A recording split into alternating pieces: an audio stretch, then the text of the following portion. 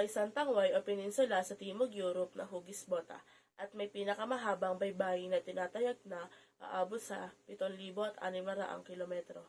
Ang Sicily ay matatagpuan sa kanang ibabang bahagi ng Italy. At ang bansang Italy ay napapaligiran ng mga karagatang Alps, Adriatic Sea, Mediterranean Sea at ang Tyrrhenian Sea. Ang Italy ay napapaligiran ng mga bansang France, Switzerland, Hungary, Austria, Slovenia, Croatia at ang Bosnia and Herzegovina. At ang Rome ang kabisera ng Italy, at kadalasang ito ay tinatawag na Eternal City dahil sa 3,000 na mayagpag ang kasaysayan nito. Tinatawag din ang lungsod sa ikapitong burol, Mount Mont Blanc de Cormier o Monte Bianco, ang pinakamataas na bundok sa Italy.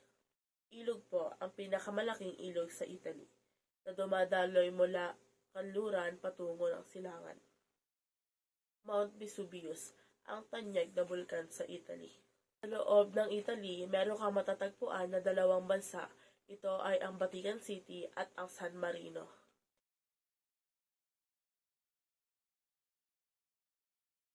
Kabias ng Romano, kapatagan ng Latium kung saan dumadaloy ang ilog Tiber. Ang simula ng Rome.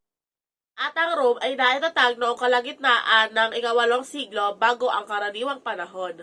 Ito ay itinatag ng mga unang Roma na nagsasalita ng wikang Latin.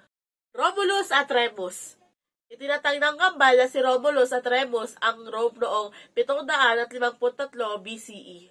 At ang mga Romano ay tinalo ng mga Etruscan, ang kalapit na tribo sa hilaga ng Rome. Ang mga Etruscan ay magagaling sa sining, musika at sayaw. Dalubhasa rin sila sa arkitektura, gawaing metal at kalakalan. Lucius Junius Brutus, pinamana niya ang pagpapatalsik sa mga Etruscan noong 500 BCE.